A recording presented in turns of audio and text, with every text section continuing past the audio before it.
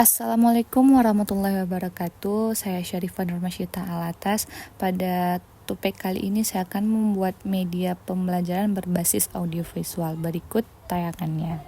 Nah, pada video kali ini kita akan melaksanakan pembelajaran dengan tema 2, menyayangi tumbuhan dan hewan, subtema 1, manfaat tumbuhan bagi kehidupan manusia, pembelajaran 4. Kegiatan pembelajaran hari ini adalah KD 3.8, menguraikan pesan dalam dongeng yang disajikan secara lisan, tulis, dan visual dengan tujuan untuk kesenangan. Indikator 3.8.1 menjelaskan isi pesan yang terdapat dalam dongeng secara lisan.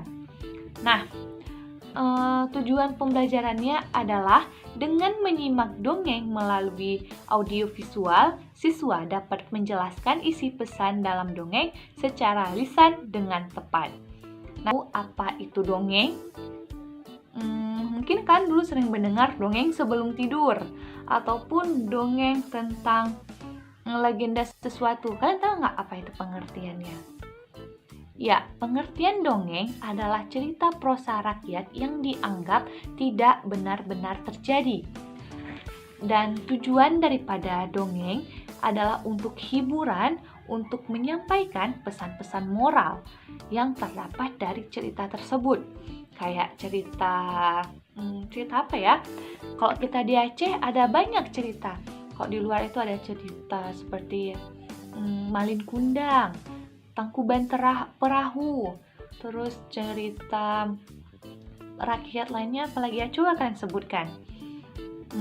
Nah, selanjutnya kalau di Aceh itu ada cerita rakyat Ahmad Rahmanyang, ada cerita Putri Bukes, ada cerita Tuan Tapa. Pada video kali ini kita akan membahas tentang cerita Ahmad Rahmanyang. Udah ada yang tahu cerita Ahmad Rahmanyang? Ya, Ibu rasa cerita ini terlalu lumrah untuk rakyat Aceh, pasti semuanya sudah tahu. Ya, silahkan menyimak videonya sebagai berikut. Ahmad Rahmanyang. Langit mendung sejak pagi menjelang azan asar. Angin kencang berhembus menerpa pohon kelapa yang tumbuh di bukit karang tepi ujung Bate Kapai, pinggiran kampung Lamreh, tak jauh dari Kede Krung Raya. Pada zaman dahulu, tinggallah seorang ibu dan anak laki-laki di kampung Lamreh. Ahmad namanya. Ayahnya meninggal karena penyakit kolera. Ahmad dan ibunya hidup sangat miskin. Setiap hari mereka memungut kerang di pinggir pantai Selat Malaka. Sesekali Ahmad ikut perahu nelayan di kampungnya. Di sepanjang tepi Selat Malaka bagian utara, keadaan ekonomi penduduk sangat miskin. Kehidupan masyarakat tergantung pada laut. Kalau musim barat tiba, angin kencang menerpa kampung pantai, sehingga nelayan tidak dapat turun ke laut, mereka menggantung pukat dan perahu kecil. Pada suatu hari, anak kecil mulai gelisah. Ia menemui ibunya yang sedang merebus ubi di dapur. "Mak, Koki Lemon mengajakku merantau ke negeri seberang. Ia berniaga ke negeri seberang. Bolehkah, Mak? Siapa tahu aku mendapat nasib baik seperti Koki Lemon," kata Ahmad pada ibunya. "Wahai anakku, aku sudah tua. Jika kamu pergi ke seberang lautan, kamu tak dapat melihat aku mati. Siapa pula yang akan memandikan mayatku jika aku mati nanti?" kata ibu Ahmad. "Tidak akan lama saya pergi, Mak. Sesekali aku pulang menjenguk Mak." Akhirnya dengan berat hati, ibu Ahmad mengizinkan putra kesayangannya pergi. Berbekal sehelai sarung lusuh, Ahmad pergi meninggalkan ibunya. "Pergilah anakku dengan selamat. Hanya doa ibu menyertaimu. Bergegaslah pulang bila ibu sakit. Kadang aku akan mati nanti," kata ibu Ahmad pada putra kesayangannya. Setiap hari Ahmad bekerja keras, harapannya hanya satu, ia ingin berhasil seperti Toki Lemon. Doa ibu ternyata membawa berkah bagi Ahmad. Kepandaiannya dalam berdagang membuat Toki Lemon jatuh hati. Jadilah Ahmad orang kepercayaannya Toki Lemon. Ahmad berdagang lada dan pinang. ke negeri Hindi. Pulang ke kampung membawa kain pelikat nan indah. Jarak antara Selat Malaka dan Hindi memerlukan waktu 7 hari 7 malam perjalanan. Dengan perahu layar, jarak itu terasa dekat bagi Ahmad.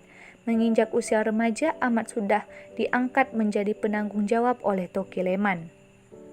Di kampung Lamreh, ibunda Ahmad semakin tua, tubuhnya semakin lemah dan sakit-sakitan. Ya Allah, berikan anakku nasib yang baik dan mudahkan rezekinya. Pahit kulitnya, segarlah badannya. Beri ya Tuhan anakku kaya.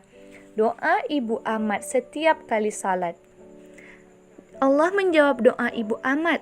Allah memberikan kesuksesan kepada Ahmad. Namun ia sangat sibuk sehingga tidak sempat kirim kabar, apalagi pulang menjenguk ibunya. Kapal Ahmad berlabuh di Ulele, dekat Gampong Baro di Lamnga, tapi waktunya amat singkat sehingga tak cukup waktu bagi Ahmad menjenguk ibunya di Krung Raya. Berita Ahmad telah kaya raya menghibur hati sang ibu, tapi kerinduan seorang ibu akan kedatangan anak satu-satunya seringkali membuatnya sedih. Pulanglah anakku, biar kita ziarah ke pusaran ayahmu. Ibu Ahmad mengigau pada suatu malam. Rupanya kerinduan pada putranya telah memuncak. Namun jauh di negeri Hindia, seorang gadis pengawal pabrik kain pelikat di India telah memikat hati pemuda Ahmad. Toki Leman membaca perasaan hati pengawalnya itu.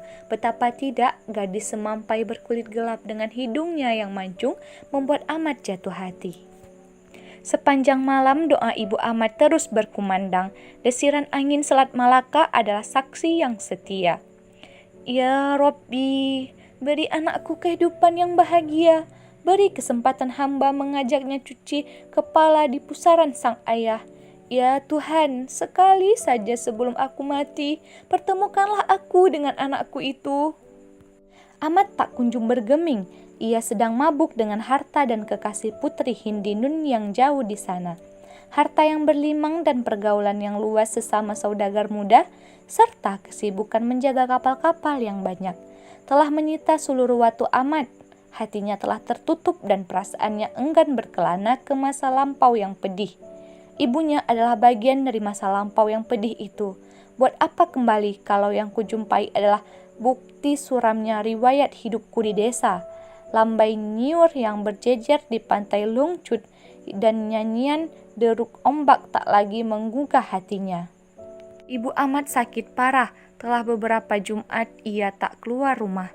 Makanan sekedarnya diperoleh dari belas kasihan tetangga. Sepanjang hari ia menyebut Agam, panggilan kesayangan ibu Ahmad. Ya Rabbi, antarkan anakku pulang sebelum aku mati. Putraku, kembalilah segera. Ibu sudah mendekati ajal tiba. Hantarkan mayatku ke pusaran di dekat pusaran ayahmu. Doa ibu Ahmad terdengar parau. Suatu pagi kampung Lamreh gempar. Ada 7 buah kapal merapat di pantai Krung Raya. Kapal-kapal milik Ahmad itu membawa kain, barang pecah belah dan makanan. Kini Ahmad yang miskin berubah menjadi Toke Ahmad saudagar kaya. Kabar itu segera sampai ke telinga ibunya. Alhamdulillah, engkau pulang juga pada akhirnya anakku. Teriaknya, sakit yang sekian lama sirna, tubuh yang lemah lunglai berubah menjadi gagah. Cinta ibu dan penghormatan kepada tamu mengalir deras sehingga membangunkan sel-sel tubuh yang hampir mati. Ibu Ahmad memasak makanan kesukaan putranya. Agam, aku akan memasak makanan yang enak. Kuah sayur bening, telur asin sebelah, nasi beras merah sisa di botol. Ah, kau pasti suka nak, gumanya sambil memasak. Dengan susah payah ibu Ahmad mengantar makanan itu ke tepi pantai. Kerudung lusuhnya melambai-lambai bak nyiur nan rindu. Dengan sisa suaranya ia panggil putranya. Ahmad, Ahmad anakku, akhirnya kau pulang juga nak. Tapi Ahmad tidak peduli, perasaannya malu jika istrinya yang cantik jelita berjumpa dengan sang ibu yang tua bangka dan miskin papa. 2-3 kali utusan datang sambil memberi dagangan Ahmad di kapal. Mereka menyampaikan pesan yang sama. Akhirnya Ahmad keluar dari kamar kapal dan berteriak lantang. Aku tak punya ibu setua kamu. Ibuku dulu cantik dan masih muda. Siapa kamu, hai orang tua bangka yang tak tahu diri? Mengaku pula sebagai ibuku. Tak tahu malu. Enyahlah dari dekat kapalku. Tak usahlah berharap hartaku yang banyak. Kamu perempuan tua bangka yang tak berguna. Terhayak Lunglai mendengar suara melengking dari kapal. Dengan gemetar Ibu Amat berdoa, "Ya Allah, berlakukanlah kehendak-Mu. Perlihatkan bahwa Engkau lebih kaya dari siapapun. Tunjukkan kuasa-Mu ya Rabbi atas anakku yang durhaka. Aku sudah rela." Badai mengamuk, hujan dan petir bersahutan. Alam Selat Malaka gemetar mendengar doa ibu yang putus asa. Halilintar menyambar bak naga. Semua orang lari menyelamatkan diri. Langit di atas Pulau Sabang memerah jingga, namun Teluk Kumraya dan ujung batai kapal tetap hitam legam. Menjelang azan maghrib, langit kembali terang. Penduduk kampung terheran melihat kapal-kapal Si Amat berubah menjadi batu karang di ujung teluk. Di darat, seonggok karang menyerupai perempuan tua terhayak di pasir. Sayup-sayup terdengar suara angin yang membawa rintihan Amat. "Benarkah kau ibuku?" Lalu dijawab, "Bukan, aku bukan ibumu." Karang tersebut terlihat jelas di punggung Bukit Banteng Inong Bale. Kini penduduk memberi nama tempat itu dengan sebutan Ujung Bate Kapai, karena batu karang itu menyerupai kapal tua yang dihantam petir dan berubah menjadi karang. Beberapa ogokan karang di pantai dipercaya sebagai jelmaan jasad ibu Si Amat yang murka. Nah, siswa udah nonton kan video cerita dongeng Amat Ramanyang? Nah, pada dongeng Amat Ramanyang ini ada pesan moralnya adalah jangan jadi anak durhaka. Seperti apapun orang tua kita harus menghargai mereka, kita harus mengakui mereka, kita harus mengasihi mereka, kita harus menyayangi mereka. Karena di saat kita kecil, seperti apapun wujud kita yang diberikan oleh Allah, apakah kita dalam keadaan hitam, putih, cantik, jelek, orang tua kita menyayangi kita. Nah, di saat orang tua kita sudah senja, sudah tua, kita juga harus seperti itu kepada orang tua kita yang menyayangi kita dari lahir dengan penuh kasih sayang. Nah, sekarang siswa punya tugas, siswa membaca dongeng apa saja, lalu bercerita ke depan, bercerita apa pesan moral yang ada dalam dongeng dan kalian dapati di dalam dongeng tersebut. Nah, sekian video pembelajaran kita hari ini. Semoga anak-anak ibu menjadi anak-anak yang soleh, yang taat, yang berbakti kepada orang tua. Untuk menutupi pembelajaran kita hari ini, mari kita berdoa dengan doa akhir pertemuan. Alhamdulillah untuk pembelajaran hari ini. Assalamualaikum warahmatullahi wabarakatuh.